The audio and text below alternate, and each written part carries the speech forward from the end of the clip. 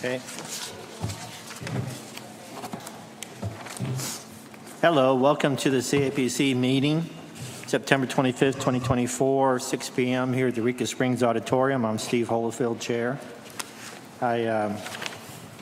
Did we decide who's going to take minutes? Anybody? I think we said either Danielle or Ty. Is someone doing it? Okay. Thank Danielle's you. doing it. Thank you, Danielle. Also, have a roll call, please. Do you want to do that, David? Oh, yeah. Did you forget my name? Okay. Heather. Do I need to say complete names? Heather Wilson Vincent. Just Present. first name's fine. David Avanzino is president. Colin Polk is absent with notice. Steve Holyfield. Here. Shira Faust is absent with notice. Bradley Tate Green is absent with notice. Colin Polk is absent with notice. Robert Schmid. Here. Okay. Here. Okay. And actually, is Shira joining us on phone? She's supposed to be calling in, Okay. and I don't see her yet. She'll call in, I'm sure, here in a second. Do we need to have her to move forward? Do what? Do we have to have her to move forward with the form? No, we have a quorum with the four of us, so we can do it without her, but Gotcha. it'd be nice if we have her. Okay, so that's the welcome. Roll call's done. Absent is Bradley. Shira's calling in. Let me call her, see if I can get her.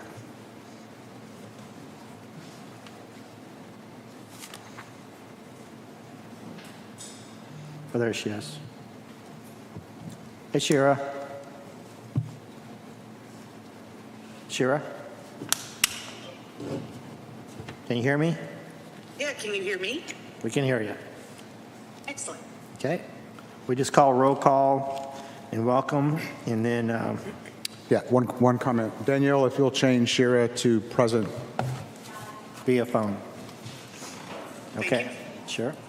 Then, do we have any minutes to approve? We do. We do? That's right. Which ones are they?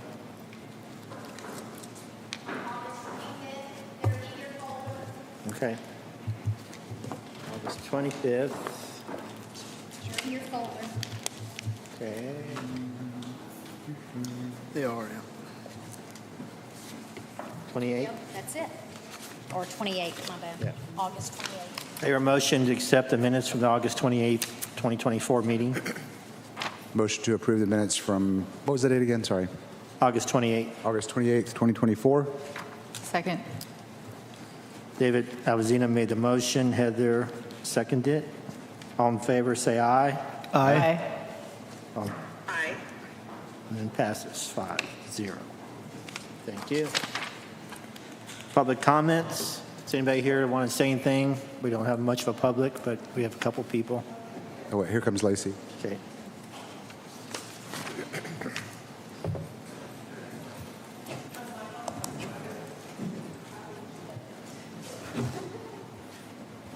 Is this on? Ooh, it is. Okay. I am coming as for public comments and another funding request later on. But I want to. Is that mic on? Is the little blue button on? Yes. It Can is. you hear me? Okay. Can you hear me now? I know you got it in you to talk louder. Yeah. Me? Talk louder? Really? Would you- All right. There you go. There you go. There you go. Would you introduce yourself, please? Yes, I'm Lacey Moffitt. I do the Eureka Springs Jeep Jam. And we just completed our 4th year event, thank goodness. It went off without a hitch. And I was just coming to give y'all a report and thank y'all very much for funding our event for the last 4 years. Without your funding of our Jeep Jam, we wouldn't be able to do the event. So I want to thank y'all for seeing what we can do and what we can bring to town. We started the event 4 years ago, coming out of COVID. It was notoriously the worst weekend in September, as all of us businesses were just holding on till October and just hoping that we would have a good weekend to kind of get us to October. And so we decided to just throw this Jeep Jam, and y'all funded it. And we had no money, and we were able to advertise that event to all the Jeep clubs on Facebook and area towns. And that started the Jeep craze, I feel like, in Eureka Springs, because once you get them here, you can't drive them out. So I just want to thank y'all for supporting our event. And without your funding and your faith in what we're bringing into the town, it wouldn't be possible. So a couple of little notes about our 4th year. We're excited to report that over 40 downtown businesses participated in our event in some way. Some of the businesses couldn't dollar-wise sponsor us, but they sponsored by getting ducks and giving them out. We played some games and to get them into downtown restaurants and stores. If the people came into, they had to come in and buy something, and they would get a duck. And if you know anything about Jeeps, all it is all the ducks. So we did some games like that just to get people in downtown and in stores. And if they couldn't sponsor money-wise, they were still reaping the benefits of having all the Jeeps in town. So over 40 businesses participated in some way, downtown businesses. And now over 80, I'd say 74 other businesses, hotel, bars, motels, restaurants, banks, all the upper rim shops, even some AC repair companies and tree trimming services sponsored our event this year. And they all reported great sales.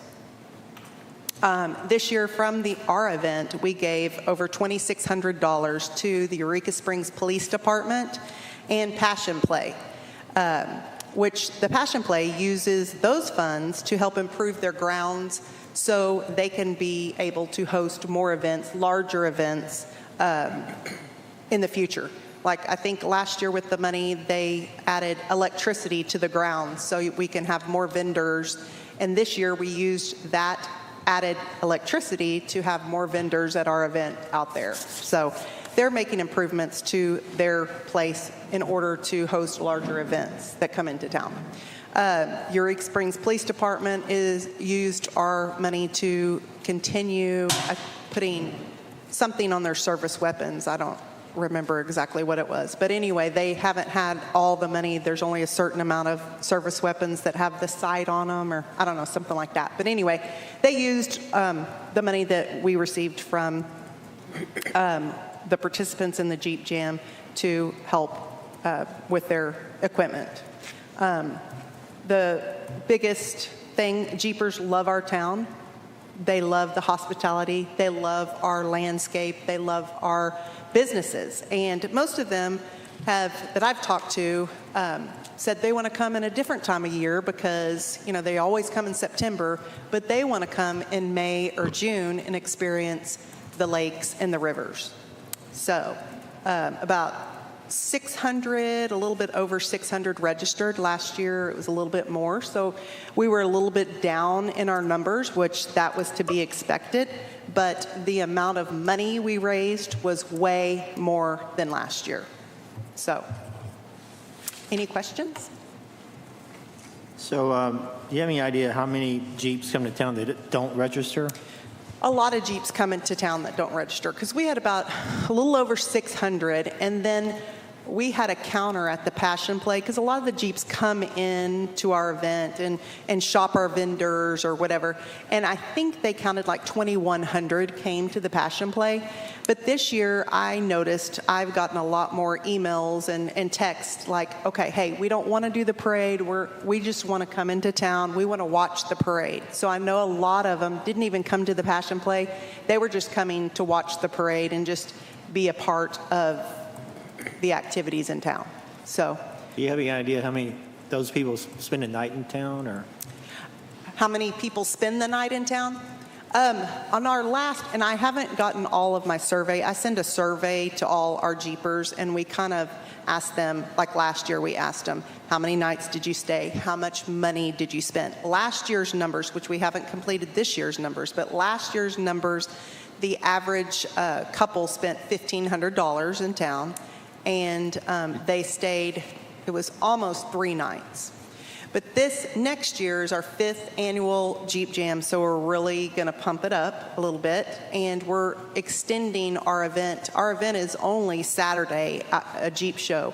We're going to extend our event Saturday and Sunday. So we'll be adding, it'll be a Thursday through Monday event. So we expect a lot more because of the event is longer, and a lot of vendors don't want to come and just set up for one day on Saturday. Right. They want to come and set up Friday and Saturday, or Saturday and Sunday. So we're expecting a larger event next year.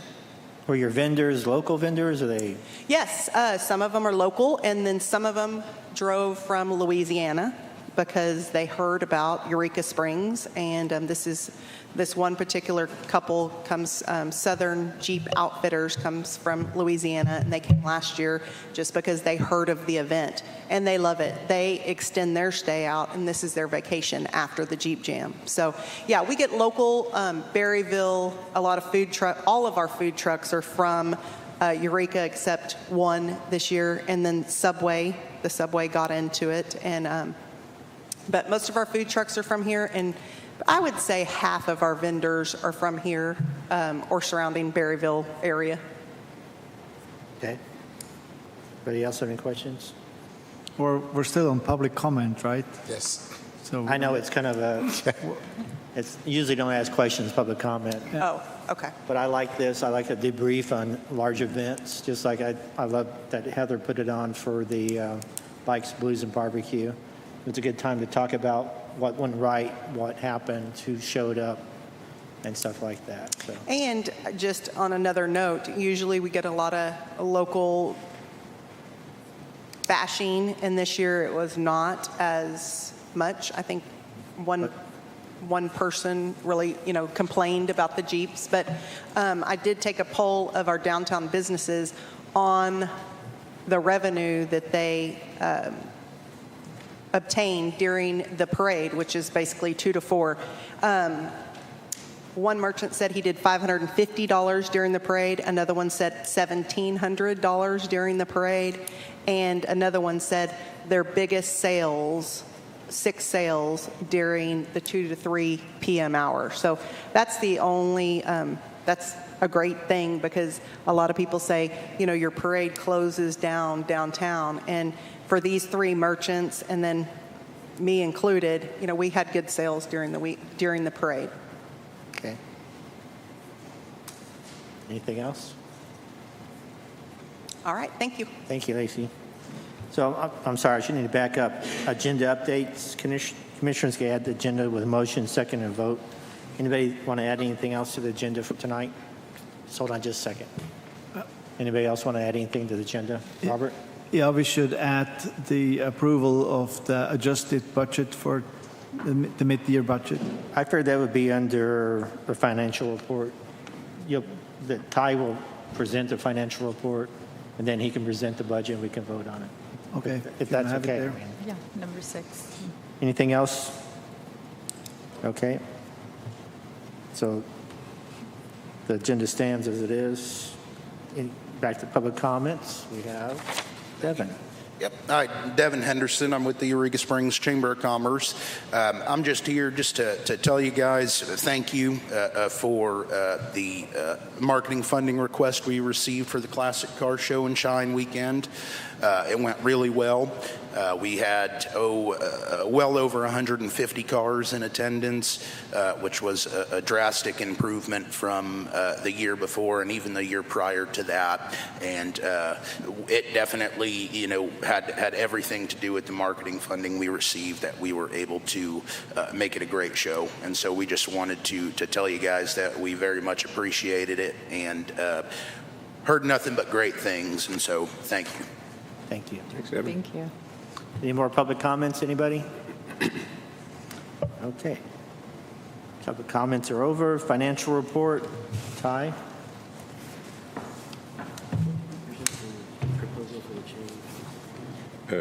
We should probably go ahead and do that, Did you put the resolution for the financial change in the packet? If not, I've got one. We'll get it in there. Go ahead. We'll do it. No, not the adjusted budget. This is the resolution. Okay, I'll pull this up. I've only been, digging in the books and stuff for a few weeks now, and so I'm still playing catch up. So digging through things, trying to get things reconciled, and trying to figure out how it's laid out. I've completed through July. I've got caught up, so I've got July to present. You should have a balance sheet and a P&L in your packet. Okay. And Pertinent information on the balance sheet is that as of last night, we had $1,970,331.82 in the checking accounts in the bank. The next page is the profit and loss for July. Here. In July, we had income of $196,454.25. We had total expenditures in July of $202,799.22 for a net loss of $63,4497 for July. Year-to-date, income was $972,239.93. Year-to-date expenditures, $1,193,099.31 for a net loss of $220,859.38 for year-to-date through July. And plan on the future to be working up a financial packet and presentation to present more information, but this is where I am now. So. Okay. we do have a resolution, and Daniel's going to bring the copies down for you to take a look at real quickly. And I'll go ahead and read the resolution out loud, and then you can go ahead and Are you about to read the resolution for the mid-year budget? no. Okay. This is a resolution changing our accounting method. Oh, gotcha. Ty, did all collectors remit for July? I don't know that yet. I'm still working on that. Yeah, so just a quick question for Ty and Mike. Now that we're getting back on track from the mess that the previous person left us, we'll start seeing the regular financial packet, which includes the budget, expenditures, bank account information. What else was there? You just brought it up. Remittance. Yeah, the collections, people who have not paid. Okay. Yes. That is the plan. Also, we're required to present a financial report to the city council monthly. And of course, that's not been happening. So I told city council Monday that we would start doing that pretty soon. Mm-hmm. I mean, As soon as I can. We've kind of been called on the carpet about it. So, Yeah.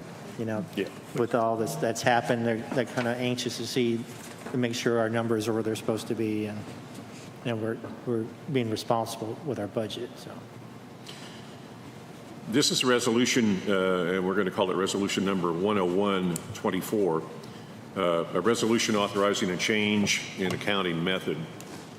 Whereas the City Advertising and Promotion Commission recognizes the need to utilize the modified accounting method as stipulated by the Government Accounting Standards Boards, and whereas this method requires the recording of revenues when they are both measurable and available, which is generally when received, and whereas currently the accrual method of accounting is used for recording revenue, which records revenue in the month it was collected, and whereas the City Advertising and Promotion Commission recognizes that the accounting method change will result in 1 month with no recognized revenue.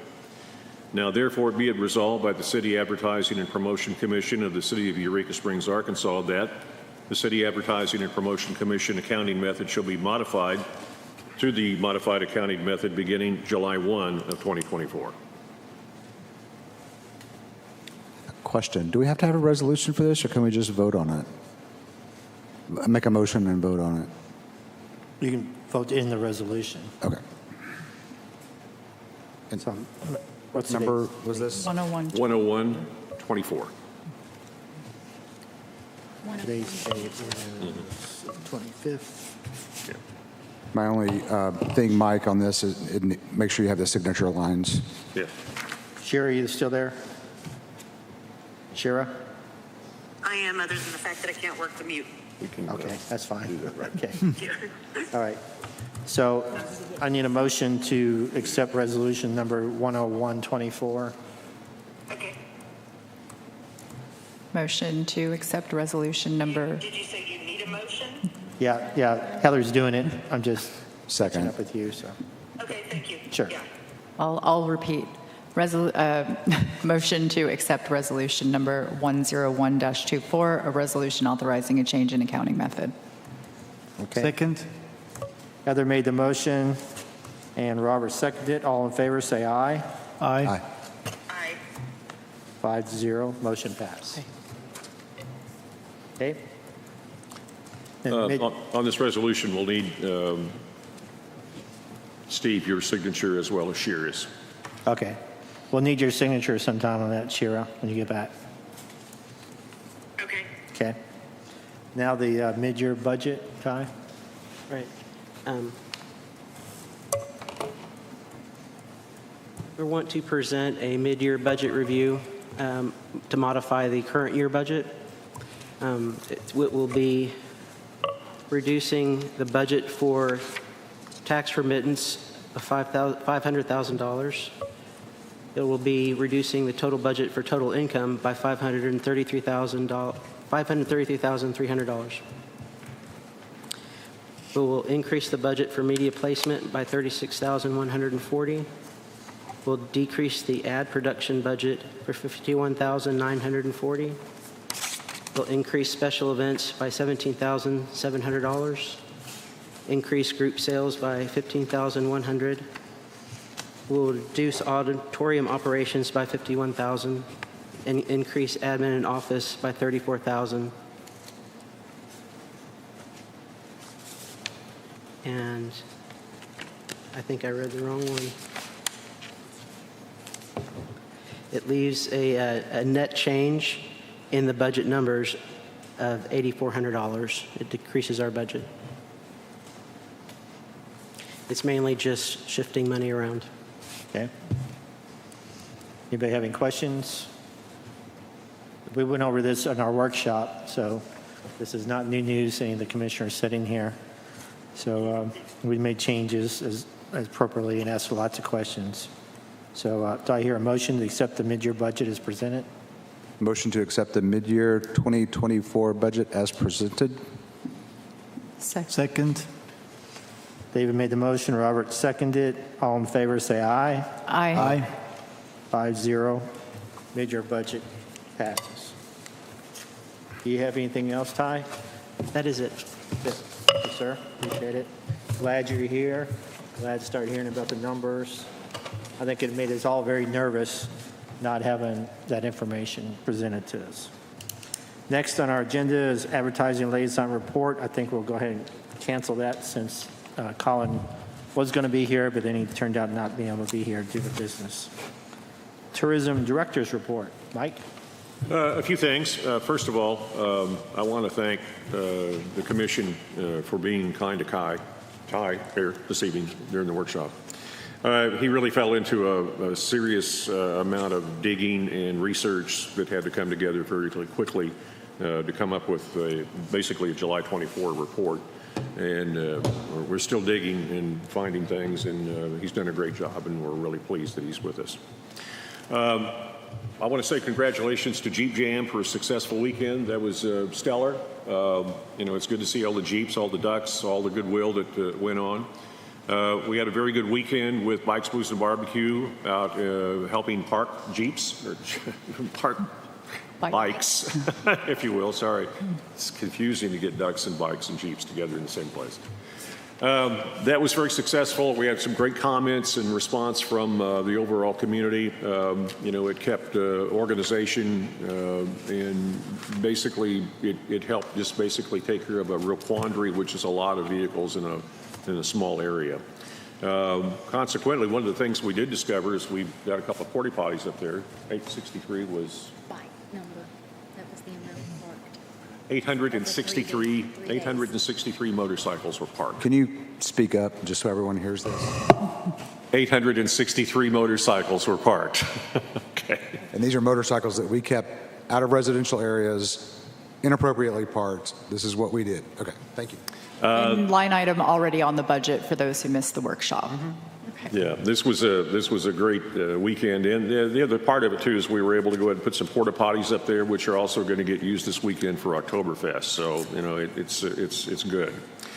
Some news you can use. We're going to dedicate a special current media section on visiteurekasprings.com for stuff that is upcoming and current. We yesterday were able to see the first of the comps for the 2 billboard locations in Kansas City as well as Bentonville, Arkansas, for our boards. Really excited about those. We'll be putting those up just as soon as they get completely approved. The boards are on Interstate 70 and I-49 in Kansas City, both about 1 to 2 miles from the Chief Stadium, GEHA Stadium. And these boards are clever, they're funny, they're good, they're going to get a lot of attention in the Kansas City area. Additional billboard signage on I-49 in the corridor in Bentonville, from Bentonville to Springdale. We actually are going to have 3 boards up now. And one of the boards that we've campaigned for a long time, we used to have, but we've got it again now, is at Walton Boulevard and Highway 102, which is about 2.5 blocks from the Walmart home office, or at least the old Walmart home office. And that's a very busy intersection. So these are going to be great. The images can change, which is good. So it's not just the same static image up all the time. New magazine ads are appearing in AY Magazine. AY covers Central Arkansas. It's a very well done publication. Also 417 Magazine, similarly in the Springfield, Missouri area.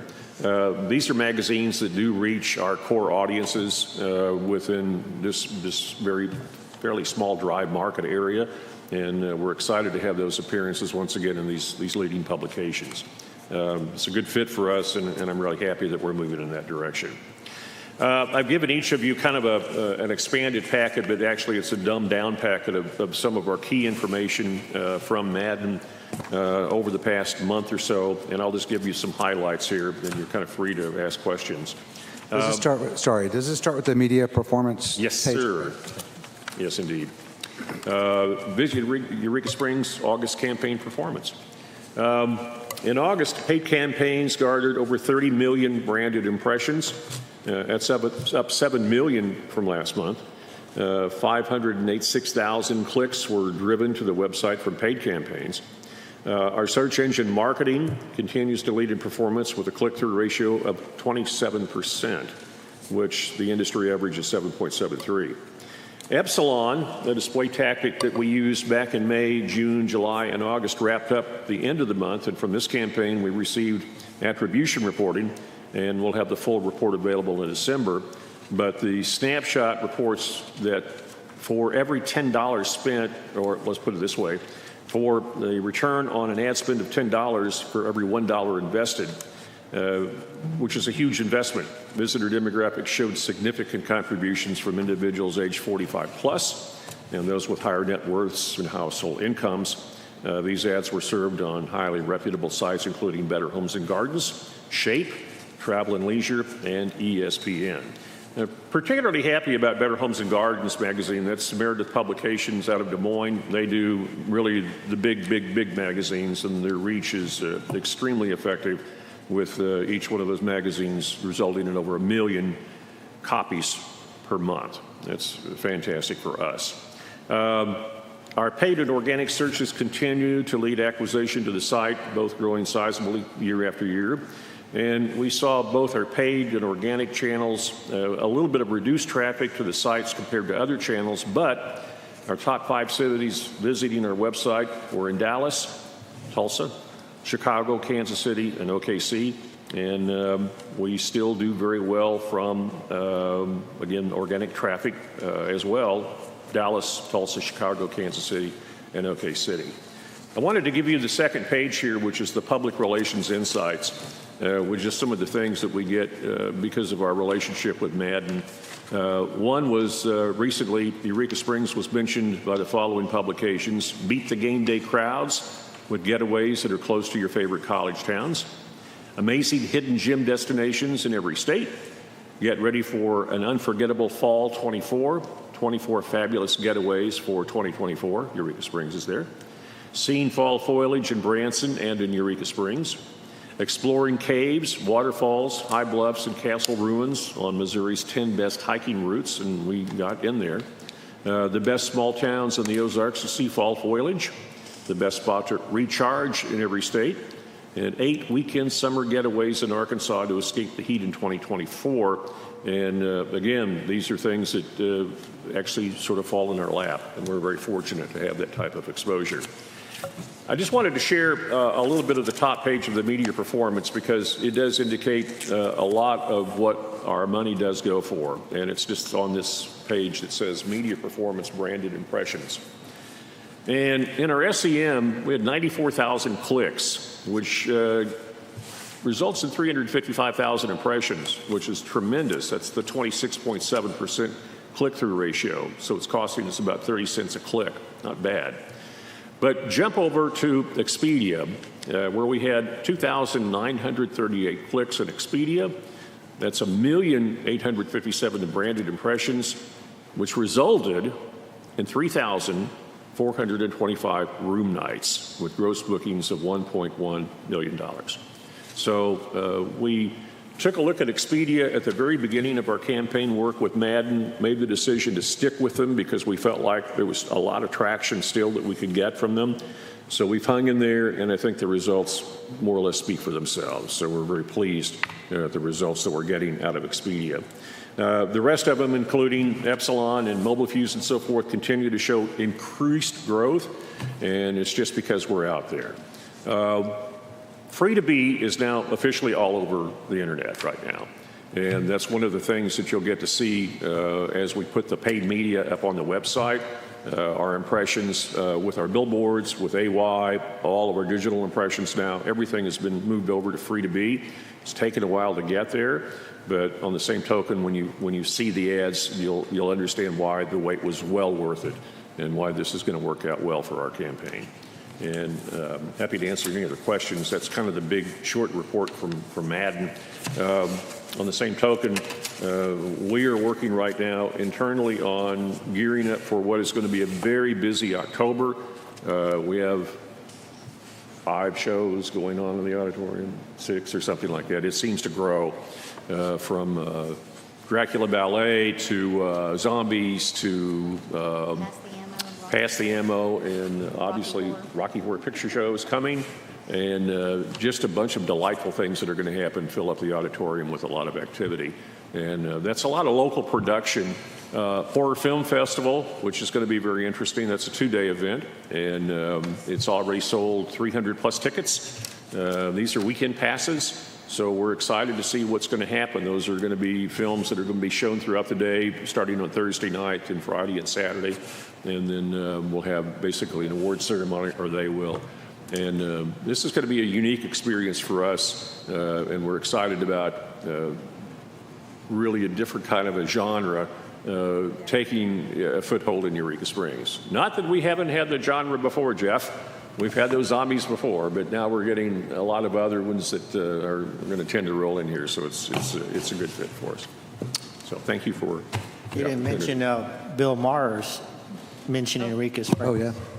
Did you hear he mentioned us in his nightly news thing about Oh, is that right?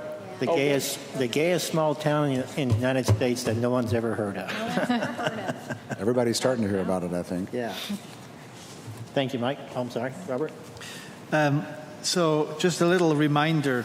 Thank you for the report.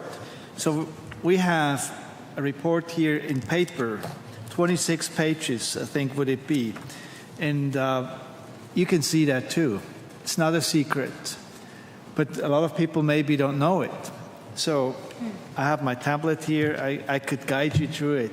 Very simple. You go to visit eurekasprings.com, you go to Partners, and at the bottom of the page, there's a link which says Reports. And if you go to Reports, it will take you to the next page, and you see Media Reports. And on top of it, you see August 2024 Media Report. All the numbers what Mike was throwing at you, you can read it there.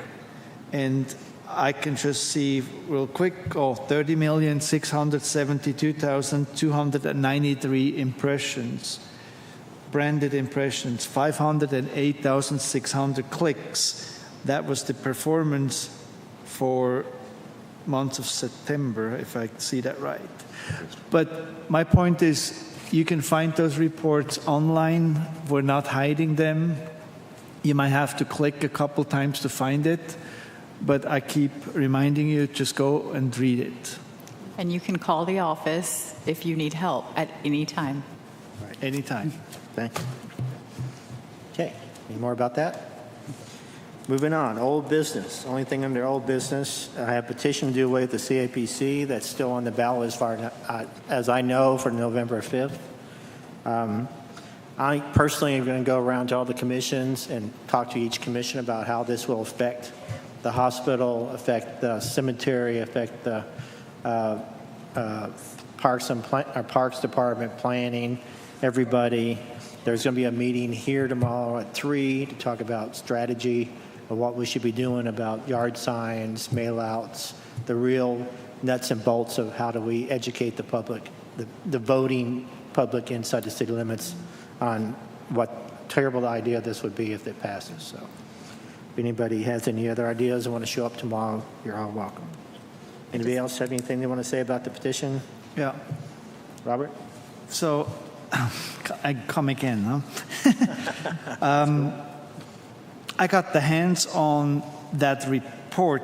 Well, here's the things. People are talking about there's a town, or there was a situation in Colorado which the government body decided to go away or get away with advertising for the state of Colorado.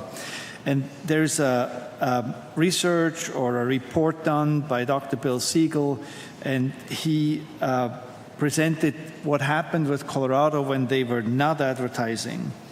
And the story goes back several years, and they had a tax which was very small, and they had a budget of $5 million for advertising, and some government people thought like, no, we don't need to spend that money. And then there was a legal situation, and they got away with it. The people were blinded, and there was the fall of the tourism in Colorado. Nobody was going to Colorado anymore because the state had no money to advertise. And they lost billions of dollars until they realized, I'm trying to get my number real quick here. Give me 1 second.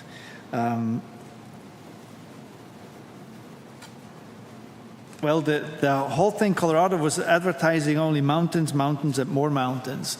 They really didn't have a proper advertising, and they didn't really advertise for what's the main reason to go to Colorado. So there was an anti-tax activist who successfully spearheaded amendment to the state constitution to get rid of that tax and it was only 0.2% of the tax, of the sales tax, which was used for the advertising. 5 million were gone. Then by the early 1990s, the Colorado Tourism Board, well, they had two situations. They had a board, and they had a group of people who started advertising for Colorado. And finally, they were, after years, 8 years, was it right? They had a new budget of $12 million, and the tourism started booming again. Well, I could go back here real quick. The result, after the advertising tax was removed and the state had no money to advertise. They couldn't legally. There was no money and they had no options legally. Within 2 years, according to the research, the market lost 30% of the shares in the U.S. tourism. It translated into an equivalent of over $1.4 billion loss each year to the state. By the late 1990s, the damage had escalated to $2.4 billion a year. So it went up. Then an independent economic impact study conducted by Dean Ryan Associates confirmed the decline of the tourism industry in terms of its contribution to the state economy from 1996 to 2000, so a period of only 4 years. After moving from 14th place in the ranking for tourism to number 1 in the summer resort, Colorado slipped back to the 17th place in 1994, just 1 year after the loss of the funding. So they worked their way up from the 14th place to the first place, and within 1 year, they went down to the 17th of 50 states. Lots of businesses had to close, lost a lot of money because nobody wanted to go to Colorado. There was no reason to go to Colorado because nobody said anything that you need to go there. Then there was a private sector. Business owners got together and they decided we need to do something because we are suffering and the state is not doing anything. And finally, there were two organizations. One was Colorado Travel and Tourism Authority, which was established by the state, but they had not really funds, so they couldn't really do anything. And then there was a private model. They were trying to do what some people suggest, that the business owners in Eureka Springs should spend money for advertising. But that didn't work either. There was not enough money, and the interests of the two groups were also not there.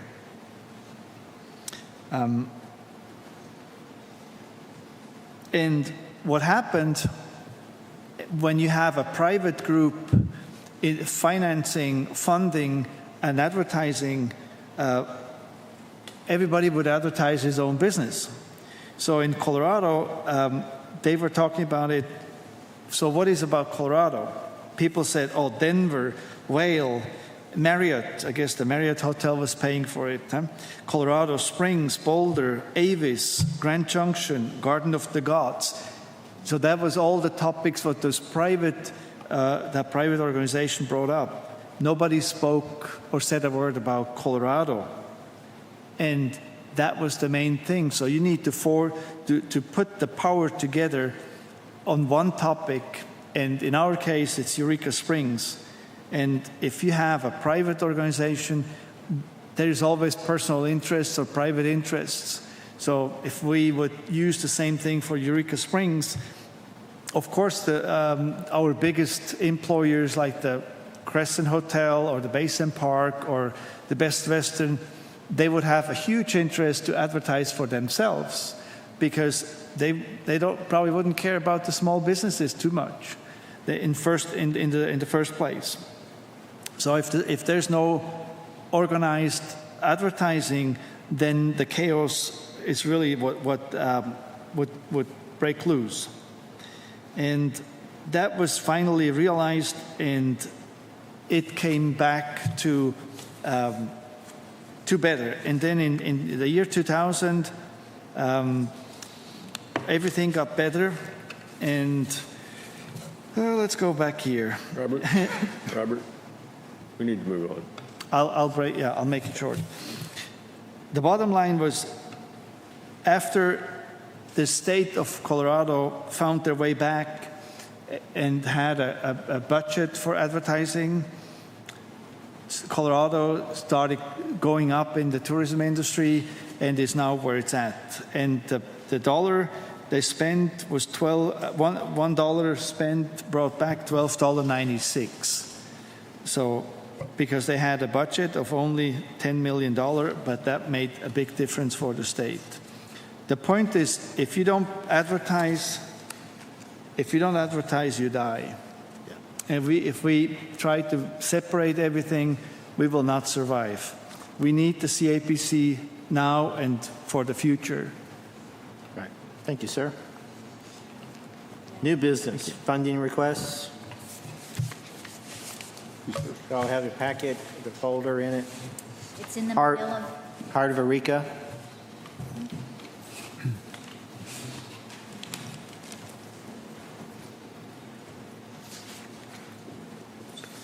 It's in your manila folder. Okay, this is a funding request for Heart of Eureka. Our downtown merchant group puts on 3 or 4 events during December. One of those events is, well, it's in November 30th, Shop Small. That's in Basin Park, where we advertise for everyone to come and line up and get 100 free bags from American Express, which includes coupons and stuff like that to the stores. We have a little event, vendors and restaurants in the park, so it's kind of a neat little festive kickoff the December activities. Then we have Living Windows. It's a long event that we've had downtown where store merchants get in their windows and make their windows come alive. And then Mug Crawl is another event that's downtown that we, participating stores, the people buy mugs and participating stores fill them with hot chocolate and different drinks. Just another events for December to kind of bring in people and, have memories and create traditions downtown when normally our downtown is going down. We're doing these little events to bring people downtown with their families. Also, the Holiday Window Contest is another event that we put on. But as a group, these are the things that we put on, and we need marketing support to push those, make a Facebook event on Facebook, and to do flyers to put over in the corridor and stuff like that to bring people to our town. So a lot of the cost for event, I didn't really even know that. A lot of that information that y'all asked for, I'm just estimating. So just to let you know that. Okay.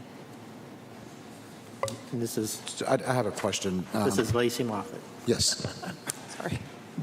So, Lacey, under financial information, where it says how will the profit generated by this event be used next year, just for clarification, you don't have any profit from this event. It's the individual business owners. Okay. Correct, yeah.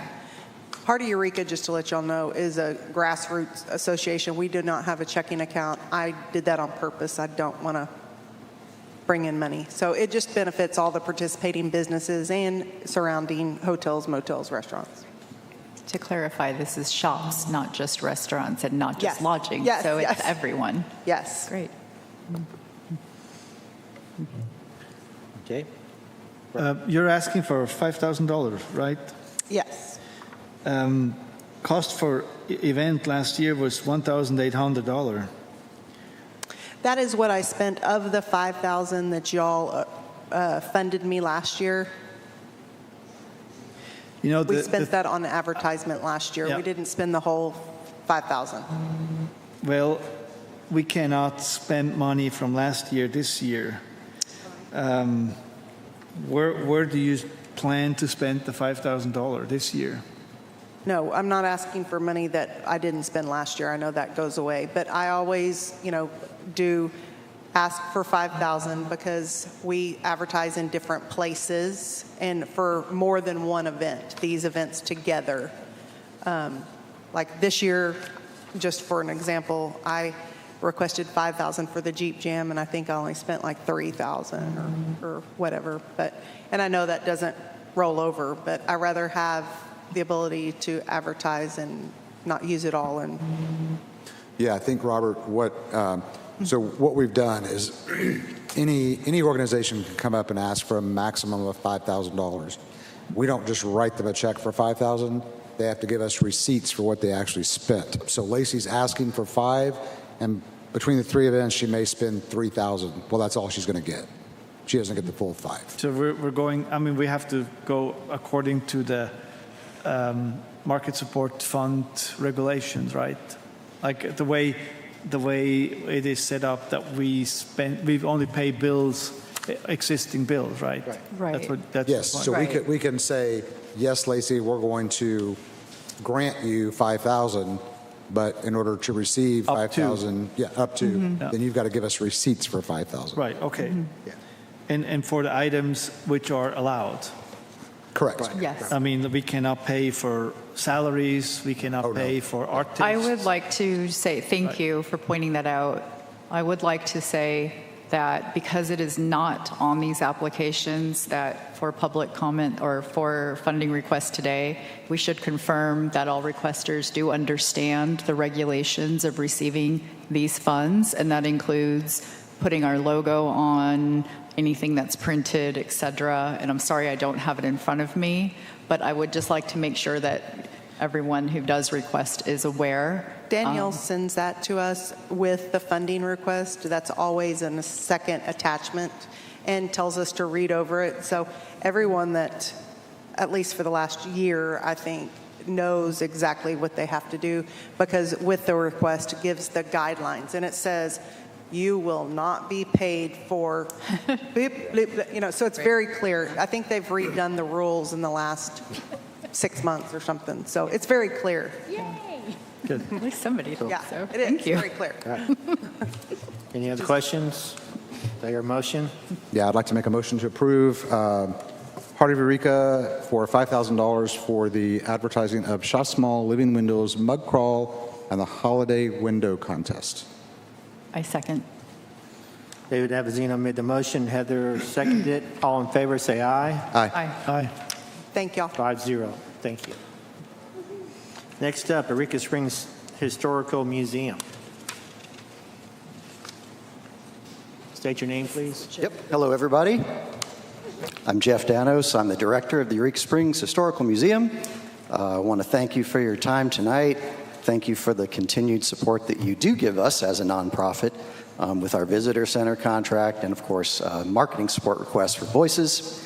We have something new this year that we're going to try out towards the end of November. So this is the Friday before Thanksgiving, which is a little bit of a risk for us. I don't know that we've ever done an event at that time of year because there's not a lot going on. But the thought process was, there's not a lot going on. Maybe we should try and make some more things happen at that time of year. So the other part of this that was really exciting for us is that we actually ran across a historic article from 125 years ago about 4 inmates from the Eureka Springs jailhouse that broke out of the jail one night. And the fun part about it is they broke out of jail so that they could go to a dance. And then at the end of the night, they tried to break back into the jail. So it's just this really fun story. It's a true story. It got spread all over the country. They just thought it was this great news item. And we just thought, you know, this would be something fun for us because we love to promote the history of the town. And we also need good fundraisers for the museum that fit into our mission statement. And so what we came up with is this event that we're calling the Jailbird Ball. This will be the first year we're going to try this out. And it's going to be at the Convention Center in the Ozarks. And we're going to have, people are going to be almost processed like they're going into jail. So we're going to have mug shots and we're going to feed them. We're recommending striped attire. So a very, very themed experience, an immersive experience. We've been discussing with Melon Light about coming in, maybe doing a little bit of acting, a little bit of dancing. So we will feed them, and then at some point in the night, we're going to have a simulated jailbreak that takes them to another themed area at the convention center where we will have the big dance. So basically what we're looking for is just some marketing support to help us to spread the word, bring in some people from out of town. I know that there's locals that are already jumping on this thing. It kind of got leaked before we even were ready to talk about it, but I understand the Methodist Church is already picking their costumes out. So, but we would like to, like I said, start advertising a little bit to people that are, beyond 2-3 hours, send out rack cards, for example, to all the visitor centers, work with social media. And so that's essentially what we're looking for. That's advertising as well as in the Fun Guide, the Eureka magazine, a little bit of radio, and then those rack cards and the social media, that type of stuff there. So, any questions for me? Sir, any questions? I'd like to say I'm super excited about this. I think it's a great idea. And I also like the fact that it being your first year, that you're going to be doing primarily advertising to our locals, which I think is very important. I'm going to consider this year a locals event. There will be some tourists come in. Yeah, that's the purpose of this, really, is to really get the word out beyond just Eureka, because, yeah. And I don't know how many tourists you're going to have come in, but I think it's exciting to get the locals involved first, so then next year they spread the word for you or help in spreading the word. I think it's a fantastic idea. Yeah, and I know Mike had asked me, is this going to be a repeat event? And I think what's going to be fun is the plan is to try and find a different historical story, if you will, each year, that we can create a new event. It'll be based on kind of the same framework, but have a new story behind it, which would be really exciting. Because again, that's our mission statement. That's all about sharing the history, preserving the history, and so we're really, I'm tickled. I'm excited about it. This is going to be a lot of fun. So cool. I have a quick question. So you said it's going to happen at the convention center. Correct. A challenging question. Could this be in the future at the auditorium? Possibly, yeah. Yeah, I mean, I think that if there's like a story that we run into, for example, that would work better at one location than another, I think that, I'm all about theming. I don't know that we've met before, but I've done a lot of events, very heavily themed events, and so location is a big deal. For this one, I think one of the main reasons we're working with the convention center is that they are giving us a pretty good deal, I believe. I haven't gotten all the numbers yet, but they're helping us out in a way to get this thing kicked off, too, so. Okay. But yes, the auditorium, I've done a lot of events down here, at least. I haven't done a lot upstairs, but I've done quite a few. Good. Any other questions? No, I concur. I'm very excited about this, and in my rubric, this one was off the charts. Very excited about this. Great. So, Hear a motion? yeah, motion. Motion to approve, hang on. $2,650 for the Eureka Springs Historical Museum to use for the Jailbird Ball. Second. David made the motion, Heather seconded. All in favor say aye. Aye. We have 5-0. Passes. Thank you. Thank you, sir. Appreciate your time. Escape room. It's costumed, right, Jeff? Yes. Stripe. Okay. Stripe. Yeah, we're pushing stripes, although I expect some people are going to come as police, too. So. Oh. And who knows? I didn't think about that. Eureka, Yeah. we joke around about in Eureka, everybody has a costume closet. It's like a real estate thing, does it have a costume closet? So I think this event will be no different. So Can you come in like orange? It's like Orange is the new black. What do you say? yeah. I don't have anything striped. Yeah, I was just saying. I think 1898 it was probably stripes or maybe even just muslin or something. But it's interesting. The jail they broke out of is the one that there's very little left of it, but it was on Montgomery Street, which is in between Main Street and Center Street. Oh, wow. And so yeah, it's just a fun story. It really is. Okay, thank you, sir. Escape room 13. Charles Mallory, I do not see him in the crowd. So, I just have a comment. So, inspired by I'll be right a up. score sheet that Mike gave me, I created a rubric. And he's asking for $1,500. I did want to point out, and we are going to get to this a little bit later, that we do have guidelines of when, when people are asking for funding. And this is just a couple weeks away. But he did only ask for $1,500, I believe. Unless, please correct me if I'm wrong. Yeah.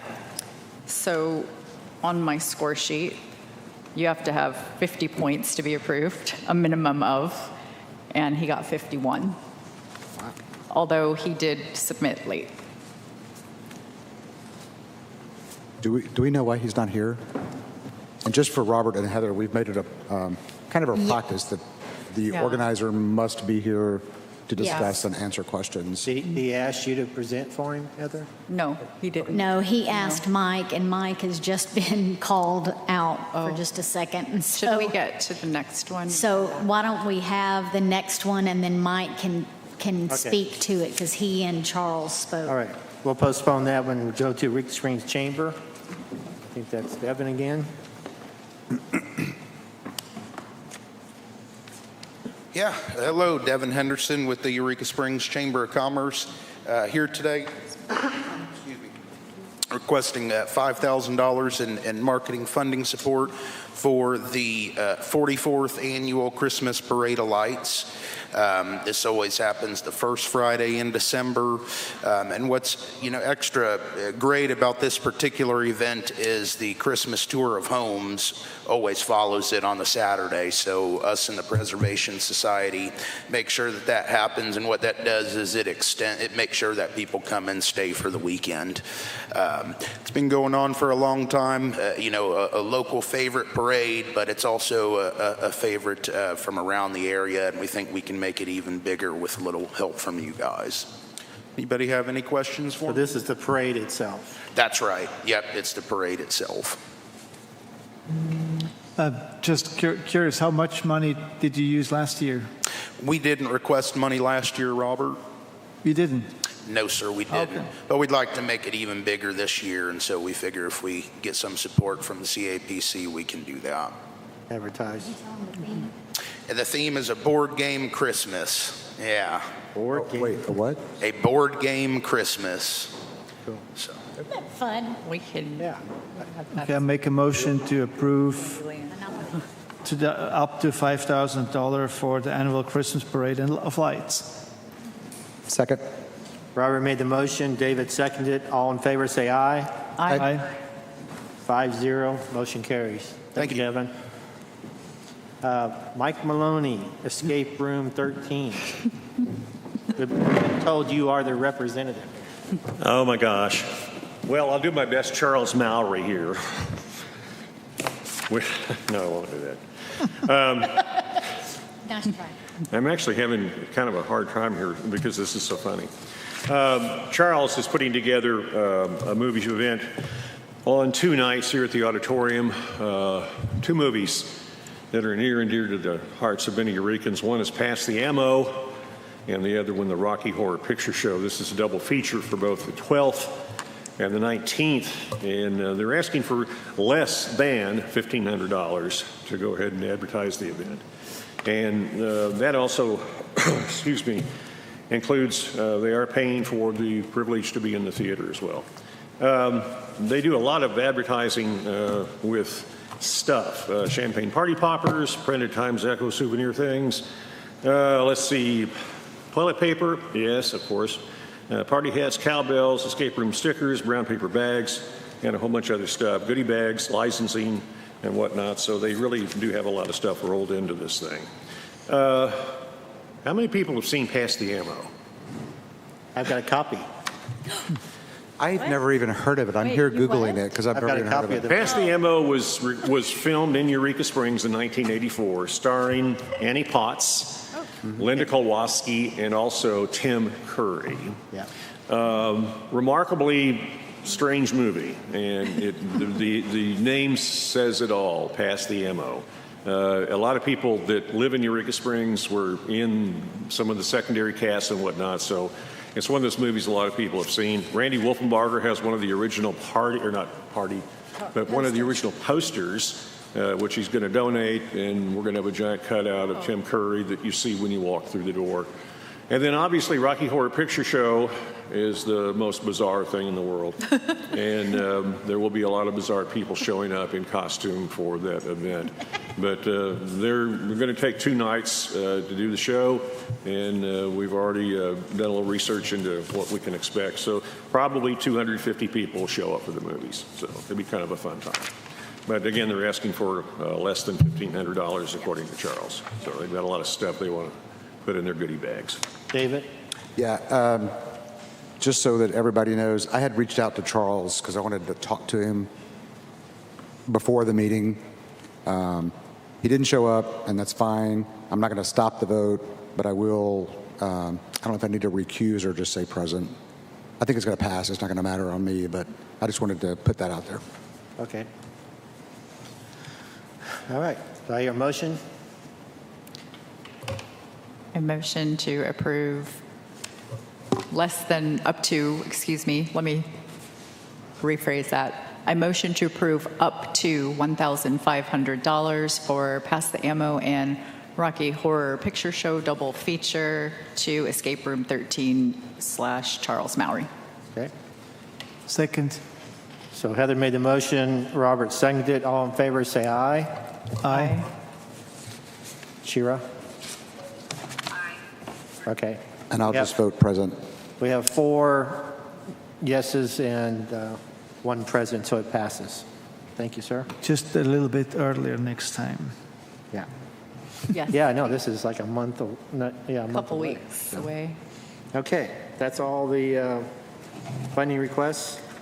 Going down to new business on B, local outreach. Heather? Yes, I spent some time walking around the neighborhood, and I have had a lot of people say to me, you're the first person from CAPC that I've ever met or who's taken the time to introduce yourself to me. I'm sorry, not to interrupt you. I sorry. need a motion to discuss. Oh, I'm sorry. Second. No, it's my fault, I forgot. So. Do I hear a motion to discuss the funding or the local outreach? Yeah. Motion to discuss. Okay. And second, anybody? Second. Second. Okay. David made the motion, Robert second. All in favor say aye. Aye. Passes. Okay. Okay. Sorry, Go thank ahead. you. Sorry. Thank you all for keeping me in line. A little tired.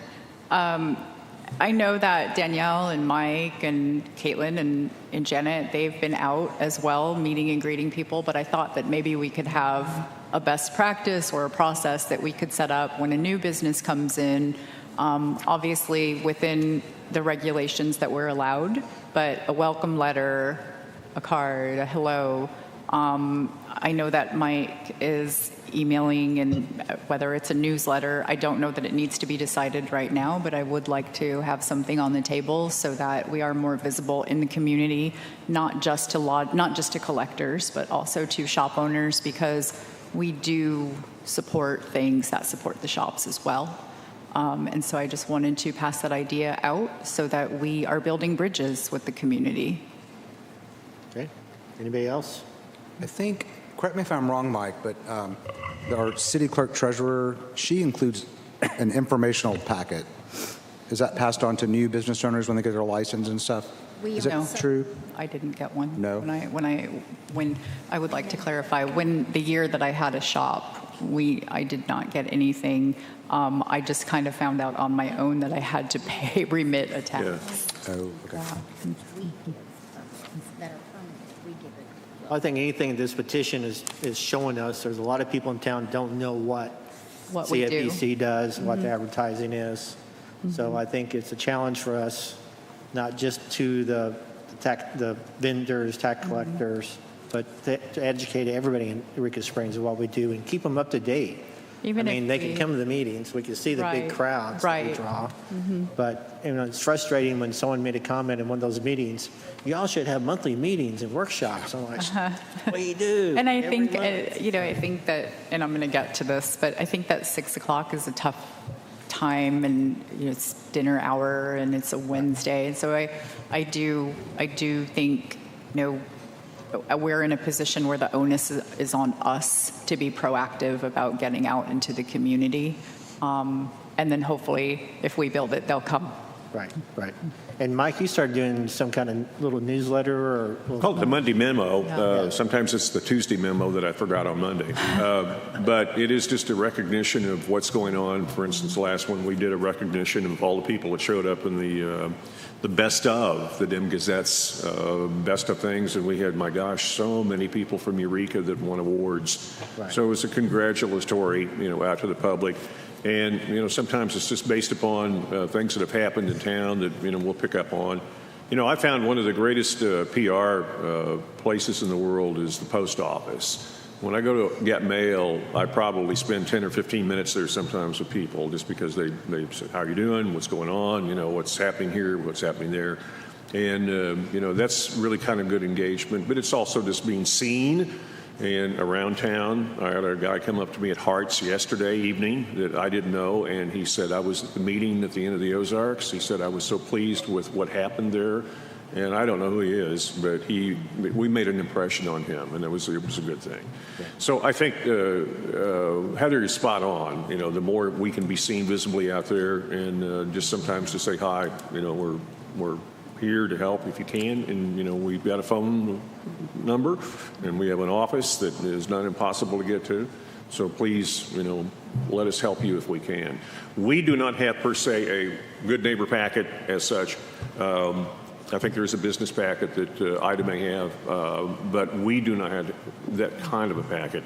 However, I think that there probably could be some stuff that could go in there, and we don't print very much stuff, but maybe this is a good opportunity to do just that, and you know, create a little bit of a, you know, welcome to Eureka Springs. We're glad you're here and be in business. What can we help you with? All right. So. Great. Anything else? Thank you. That's all. Thank you. Thank you. Next, DBQ debrief. Heather? Motion to discuss. Second. That's right. Thank you. All in favor, say aye. Aye. Aye. And passes. Go ahead. Yeah, I've written something to keep myself on track, so if you'll indulge me for just a second. In the past week, I've witnessed a torrent of misinformation and hostility aimed at a community that some have deemed unworthy of Eureka Springs. Some of the same people who stood with me right over here in June against discrimination stood up for it this week. Words like idiots, people who need mental help, and other things that I cannot say on this microphone were tossed about. Some were told that those in town less than a decade have no right to say a thing because they're not locals. I don't share this to elicit pity or discourse. Those words reveal a projection that is, and a frustration that is often easier than introspection or compromise. What has been keeping me up at night is this internal struggle to find common ground while remaining objective. So I want to clarify something. The CAPC is an advertising arm to uplift our town's businesses. That is its purpose. Our duty as volunteers, and yes, we are volunteers, we are not paid, on this commission is to be part of upholding this purpose. There are no sides when it comes to the facts or to the reason that the CAPC exists. It's impossible for everyone to be satisfied at once. So I went back to my old friend, the scientific method. And I formed a hypothesis and tested it when I headed to town over 2 days' time to speak with business owners personally. I was convinced that I would find them irate, angry, and ready to toss me out on my behind when I approached them to ask how things went. And I'd come into this meeting and tell the other commissioners and Mike just that. Well, my hypothesis was wrong. I needed to listen to others than those who were lamenting the loudest. I spoke with more than 20 business owners over 3 days' time, counting today, collectors and non-collectors. While a few mentioned the noise, many celebrated their best weekend in months. They reminded me that their livelihoods and those of their employees are at stake.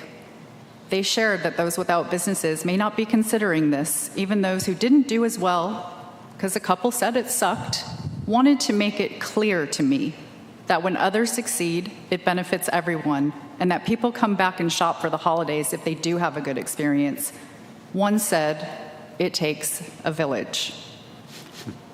I acknowledge that this doesn't represent everyone, so I encourage anyone who wants to share their own experiences to write in. Our email addresses are on the CAPC website, and again, so is the phone number. There is a standing open invitation to join us. Share thoughts and be part of the conversation. Decisions are made with the information that we have at hand. Give us the information that you want us to consider. We are not the commission from 2010, 5 years ago, or even 1. We're here, we're listening. We should step away from the screens and engage where it matters. With that, I would also like to ask the commission what feedback they have heard from Bikes Blues Barbecue that occurred this last week. And thank you. Anybody? First of all, that was amazing. Thank you. And props to you for visiting all those businesses in 3 days. I can only speak for my business. We did very, very well. It was not gloom and doom as everybody always thinks is going to happen. And like I mentioned in my council comments, people made a lot bigger deal out of this than it actually was. We were very impressed with how the weekend went. So yeah. Anybody else? Well, I can add to that part as a business owner as well. It was a non-problem weekend like so many others we had. Yeah, it's not every event has the same effect on every business all the time. Sometimes the lodging benefits more than the restaurants, and sometimes the retailers benefit a lot more. I remember during COVID, people didn't stay in hotels, but they went shopping, and retail stores reported record sales downtown, and we didn't see that in the hotel business. That's just the way it is. But Bikes, Blues, and Barbecue was definitely a good event. So was the Jeep Jam. Okay. Had a couple people tell me it was loud, which it always is. And some people said it seemed quieter than before. I had other people said it's louder than before. It's everybody's experience. I always remind people, this is one weekend of the year. We're not becoming Sturgis, and we don't want to be Sturgis, but it's one weekend of the year. It is a charity event, too. It raises money for charity, and I know we've encouraged them to spend that money in charity organizations in our local area, too. We've encouraged them to do that, and hopefully to do that. So, I've been to Sturgis. The scratch on my helmet is from Sturgis. We're not Sturgis. No, we're not Sturgis. Don't want to be Sturgis. Anything else about that? All right, moving on. Here, motion to discuss parking lot. Motion to discuss. Second. All in favor, say aye. Aye. I think one very valid point that I saw on social media was Bikes, Blues, Barbecue parking lot was funded by the CAPC. Why is the CAPC not funding the parking lot for other events? I think that is a fair question, and I think that we should consider it or consider offering it to events over a certain threshold for them to pay, including Bikes, Blues, Barbecue. And I'm interested in opening up this conversation because, again, I do think that that is a fair question that came from the community. Can you repeat the question they had, Heather? Sure. A lot of people asked, why did the CAPC give Bikes, Blues special treatment and pay for the parking lot? Why aren't they doing this for any other events that come into town? And I don't know if that's because, well, Bikes, Blues asked, no other events have. It could be as simple as that. But do other events know that they have the option to ask? And so how do we approach that and so that we are fair? I think one factor would be size of the event. Sure. This is probably one of the largest events we have throughout the year as a number of people. It does. I mean, the motorcycles look smaller, but a lot of those motorcycles are 2 people on each bike. And Oh, and you can fit multiple in one spot. yeah, and my major complaint is you can't go out to eat because it's just busy. I mean, it's not the bikers or anything like that. It's just a busy town. It's hard to drive around. It's a lot of people. So We have, I'm not going to say exactly how many parking spaces, but we'll call it 40 for convenient purposes, which is downtown here and next to the courthouse. There's 863 bikes parked over a 2-day event. And when you consider that if you had 40 parking spots filled with cars, some of those cars might not move for an entire day. The turnover would have been miserable, if at all. You had 863 bikes obviously in and out. You were able to park multiple vehicles in a single space. And I think the opportunity to go ahead and take that amount of traffic off the road safely and also provide porta potties for those people became really a public service. And it is not a disservice to anybody else. People can buy the parking lot. It is possible to do so. It's just a matter of who is funding that. The CAPC put very little money into the coffers for Mike's Citizen Barbecue because, quite frankly, we don't have to. The people are going to come anyway. So let's give them a safe place to park. Let's give them a place where they can go and take advantage of the downtown retail, the downtown shops, the restaurants, obviously lodging as well. It just makes good common sense to do that. Yeah, and I'll just throw in, I want to remind everyone that, you know, this, what was it, Danielle, how much did we spend for parking?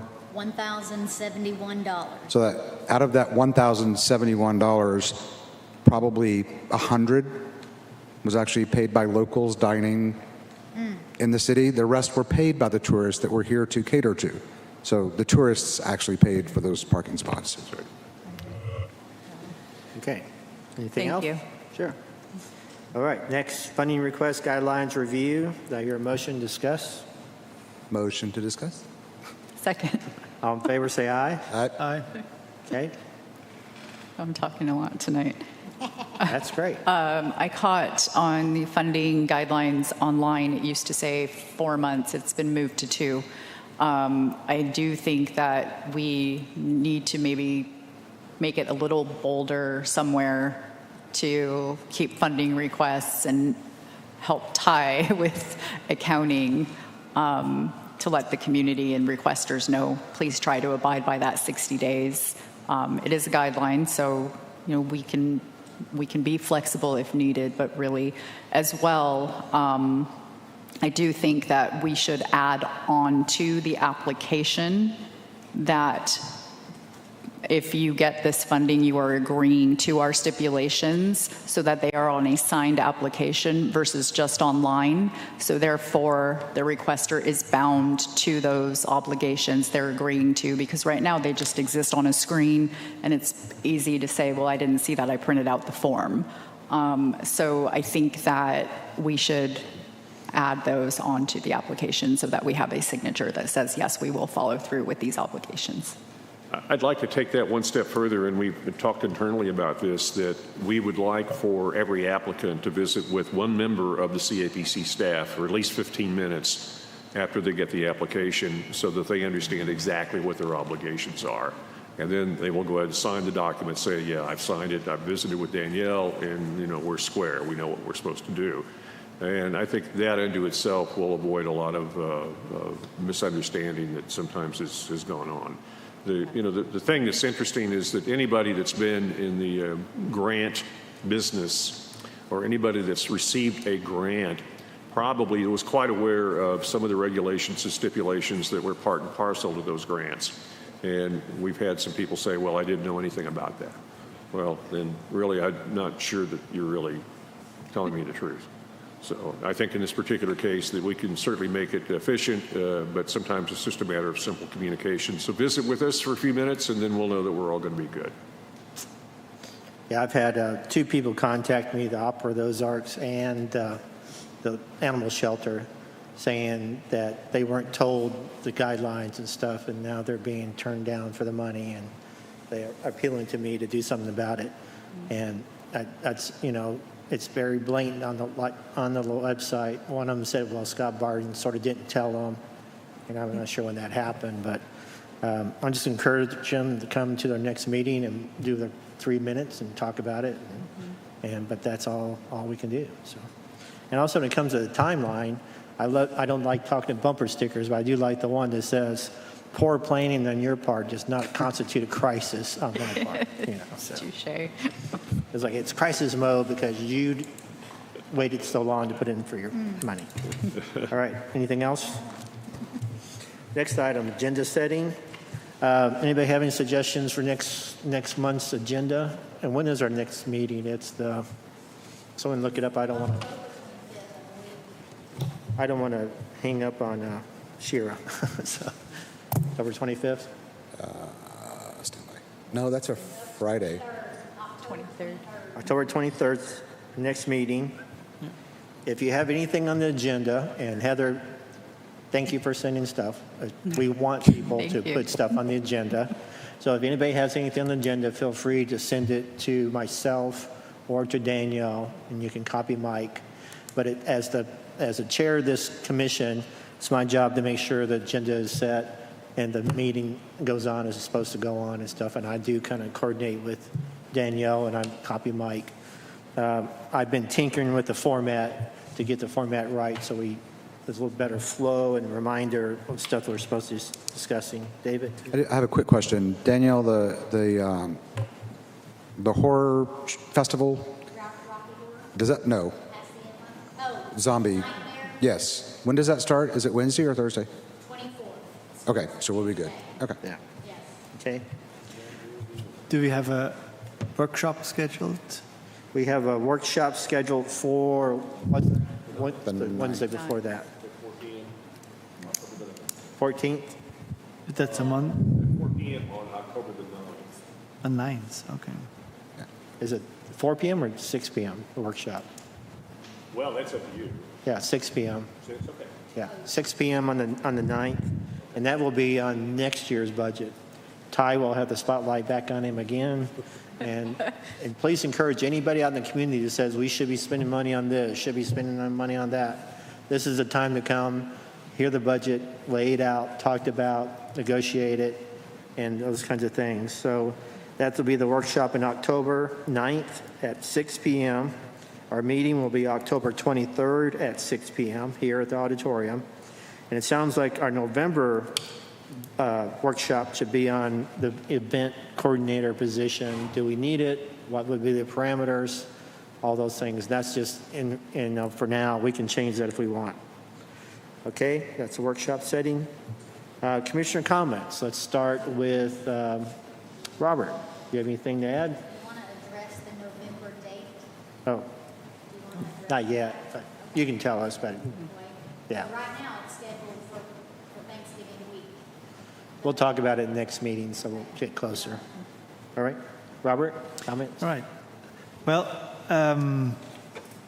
a busy month is coming.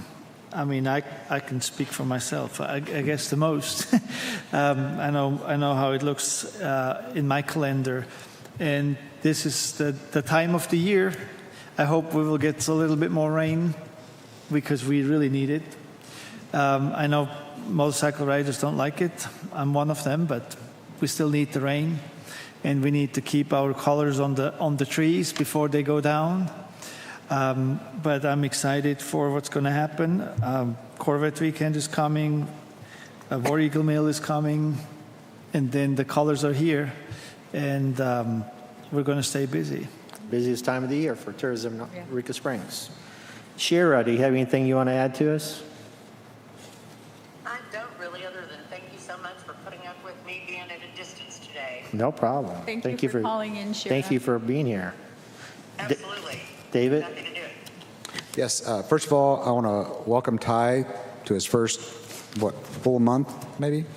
3 weeks. It feels like, it just feels like a month or more. It just feels like a... Yeah, so welcome. We're glad to have you. We certainly needed you, and we are very, very glad you're here. And I wanted to thank everyone for a great Bikes, Blues, and Barbecue weekend. You're entitled to your comments just like everyone else. Again, glad to have Robert and Heather on board. And I'm really looking forward to Christmas this year because my husband is finally into Christmas. Yay. All right, Heather? I'm going to read, and don't worry, it's not as long this time. I just don't want to forget anyone. For those who came in person, thank you. For those listening at home or from wherever, thank you. To the commission, thank you. For those who give of your time, not only some of you on the commission, but also on city council. I also want to thank the CAPC staff, Mike, Danielle, Caitlin, Jana who's not here, Caitlin was somewhere. They do a lot, and they're not asking for recognition. They deserve quite a bit of it. Thank you. Their guidance in bringing me along has been with grace, and I thank you for that. And I just want to remind everyone that Monday, October 7th, is the last day to register to vote. So please make sure you do that and exercise your right to vote. Thank you, everyone. Thank you. All right, chair comments. Thanks to everybody for volunteering. Thanks to Mike and our great staff, Danielle and everybody. Thanks to our audience out there, Arika, Jim, and Lacey and Ethan. Nice to see faces in the group. Is it Arika, Jim? You go by Rika? Yeah. Thank you, Jim. All right, I hear a motion to adjourn. Motion to adjourn. Second. All in favor say aye. Aye. Bye, Shira.